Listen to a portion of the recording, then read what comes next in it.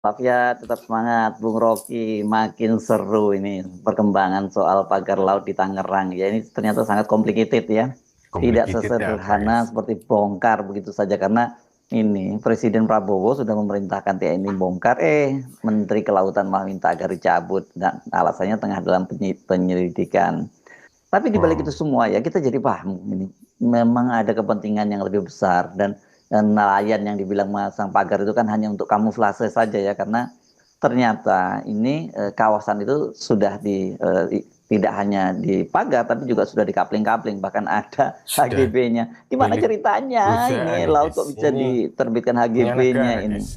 Ya, pada akhirnya orang akan dalami problem hukum di. Assalamualaikum warahmatullahi wabarakatuh. Jumpa lagi guys di channel Gambas LC. Ini ada video menarik dari Bung Rocky Gerung dan juga Pak Heru Buna Arif guys. Ini fans pasti sudah merapat guys. Mendiskusikan tentang makin kacau guys. Ternyata laut di Tangerang bukan hanya dipagar, tapi sudah keluar HGB atas nama perusahaan guys. Hak guna bangunan. Wow, kita simak guys diskusinya gas. Soal pagar bambu itu memang sudah disegel oleh Kementerian Kelautan lalu dibongkar oleh Angkatan Laut. Itu menyenangkan buat petani ikan, buat nelayan karena akses mereka untuk melaut akhirnya terbuka. Jadi tindakan dari Angkatan Laut atas perintah Presiden Prabowo tentu tidak memerlukan kejelasan hukum karena itu hanya dengan alasan membuka hak rakyat, hak nelayan untuk memanen ikan di laut terbuka. Jadi itu adalah upaya untuk membela hak rakyat. Itu satu problem sudah selesai. Problem berikutnya adalah memastikan itu yang tanam pagar itu siapa kan. Itu yang masih ditunggu tuh. Dan kalau kita mulai mengintip gejala bahwa akan ada satu situasi di mana pemerintah Presiden Prabowo harus menerangkan mengapa ada pemagaran laut dan data-data kemudian mulai dibongkar oleh netizen terutama bahwa ternyata laut itu sudah ada HGB-nya tuh. Ini yang kemudian akan jadi problem karena kalau kita ingat laut itu tidak boleh di HGB-kan karena laut itu kalau mau HGB minta izin pada terumbu karang, minta izin pada ikan, minta izin pada kepiting di situ kan itu prinsipnya bahwa laut itu terbuka, tidak boleh dikuasai oleh swasta apalagi dalam upaya untuk mengeksekutifkan wilayah itu. Jadi itu keputusan bahkan itu dijamin karena sengketa itu atau keputusan itu dibuat oleh Mahkamah Konstitusi bahwa laut itu harus terbuka untuk umum, tidak boleh dia diberikan hak apapun, apalagi hak guna bangunan tuh. Jadi membatasi rakyat dengan laut artinya menghindar dari ketentuan hukum yang menganggap bahwa laut itu adalah milik bersama. Jadi itu problemnya. Nah sekarang kita ada dalam situasi yang akan menegangkan karena harus dipastikan pertama siapa yang pasang pagar itu. Dengan kata lain memasang pagar artinya dia sudah punya alas hak yaitu hak guna bangunan dan itu yang sekarang harus dipersoalkan siapa yang memberi hak guna bangunan itu ya tentu mesti diperiksa pejabatnya siapa BPN tetapi di atas BPN tentu ada kekuasaan lain yang melindungi pemberian hak yang melanggar asas konstitusi itu siapa yaitu pemerintahan Pak Jokowi ketika itu. Jadi kalau orang bilang Jokowi lagi ya karena memang pada waktu itu presidennya ada Pak Jokowi kan itu yang harus kita periksa itu. Jadi sekali lagi kemampuan netizen untuk mengulik-ulik sesuatu yang sifatnya prinsipil akhirnya membuka kesadaran kita untuk memperjuangkan hak itu dasarnya. Sangat terlihat ini ada kepentingan politik besar, ada operasi politik juga di balik perbedaan sikap antara TNI AL bahkan dengan ini Presiden Prabowo dengan yang memerintahkan pembongkaran itu dengan kepentingan politik yang Anda tadi disebut kepentingan politik siapa lagi kalau bukan Jokowi ya di balik sikap Menteri Kelautan yang tetap menganggap bahwa yang memagar itu adalah para nelayan. Saya menduga kebisingan politik akan berlanjut karena beberapa ormas besar mulai bersikap ragu-ragu atau mulai mengambil posisi yang kabur di dalam soal PIK 2 ini atau dalam soal pagar bambu ini. Jadi kelihatannya ada operasi, sangat mungkin juga operasi yang ingin membela satu kelompok atau operasi justru untuk mengambil keuntungan dari hal-hal yang tidak memungkinkan kita duga dari awal. Tapi jelas bahwa pemerintah di zaman Pak Jokowi itu memberi izin itu melalui BPN atau apapun dengan Pemda, tapi itu rejim yang harus kita pastikan bahwa di dalam rejim Presiden Jokowi terjadi pelanggaran hak atas laut, hak rakyat untuk mengolah laut, dan hak itu yang kemudian dipersoalkan sekarang. Kenapa hak itu berubah menjadi HGB? Jadi sekali lagi ini soal keadilan, dan soal keadilan itu tidak mungkin diselundupkan hanya melalui headline, hanya melalui opini para buzzer, itu hanya melalui talk show. Ini mesti dibawa ke pengadilan supaya terlihat betul bahwa di dalam upaya kita untuk melindungi kehidupan natural di laut itu tidak boleh ditutup dari akses rakyat. Karena laut itu kan diberikan bukan kenikmatan untuk menikmati laut itu bukan sekedar kenikmatan mereka yang punya villa di pinggir laut itu juga bukan sekedar tidak nyaman, tapi tidak memberi hak pada rakyat untuk menikmati keindahan laut, tidak memberi hak pada nelayan untuk memanen hasil laut. Jadi laut itu diberikan pada semua orang, tidak boleh dibatasi hanya pada orang tertentu yang punya modal. Nah, pemberian hak itulah yang sedang dipersoalkan. Tentu korporasi menginginkan itu jadi resource kan macam, tetapi kalau amdalnya itu dipalsukan justru oleh transaksi kekuasaan, maka kita mesti bawa itu ke pengadilan. Jadi sekali lagi pejabat-pejabat di zaman Presiden Jokowi yang memberi HGB itu mesti diadili itu. Karena itu bertentangan dengan prinsip natural atau prinsip lingkungan bahwa laut itu tidak boleh diolah atau dieksklusifkan. Yang kedua, ada keputusan Mahkamah Konstitusi bahwa laut itu adalah milik bersama. Itu prinsip hukumnya atau dalil filosofisnya begitu. Anda kemarin menyebutkan kalau tidak hati-hati kasus pemagaran laut ini bisa memunculkan konflik sosial. Dan ini bisa saja juga kemudian berubah menjadi konflik SARA. Pada akhirnya saya melihat bahwa perlawanan hukum soal PIK 2 ini, soal pagar bambu ini, perlahan-lahan sedang berubah menjadi perlawanan sosial. Perlawanan sosial akan menyebabkan isu hukum itu akhirnya tenggelam.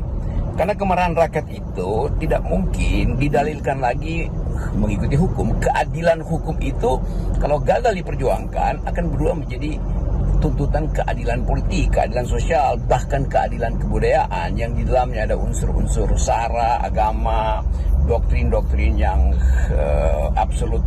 Jadi kita mulai melihat bagaimana gejala ini kalau dia dibiarkan terus, maka akan jadi kasus pertama di Indonesia.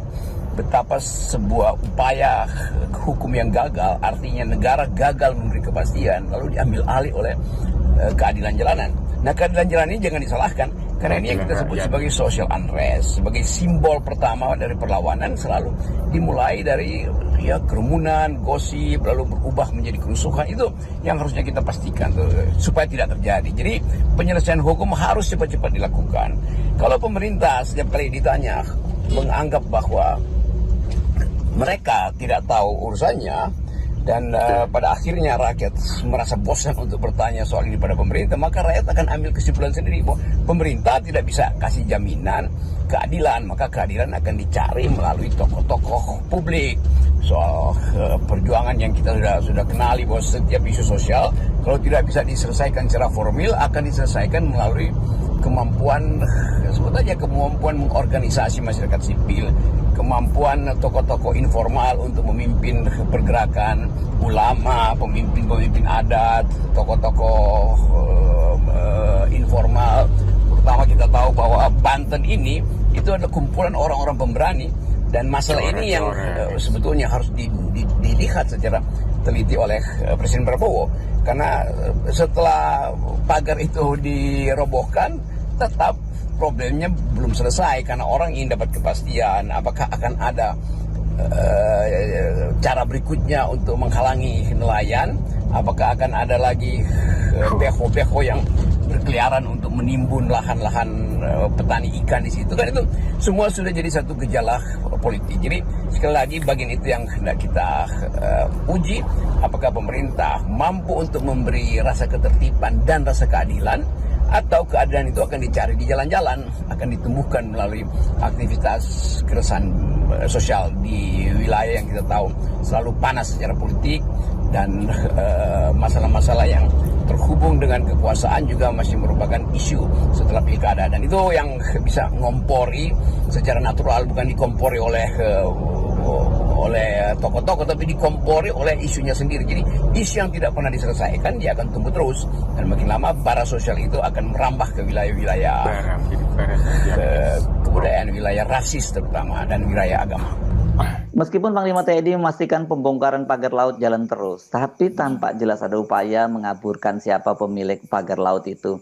Jadi tadinya itu ada yang mencurigai bahwa ini semacam win-win dari pemerintah. Jadi pemerintah tidak kehilangan muka, oligarki dan korporasi juga bisa terlepas dari pertanggungjawaban.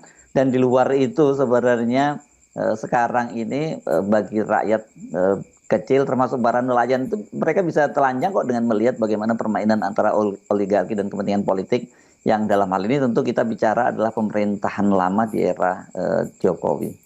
Kita balik pada isu utama tadi bahwa pagarnya sudah dibongkar, akses nelayan ke laut lepas sudah dibuka.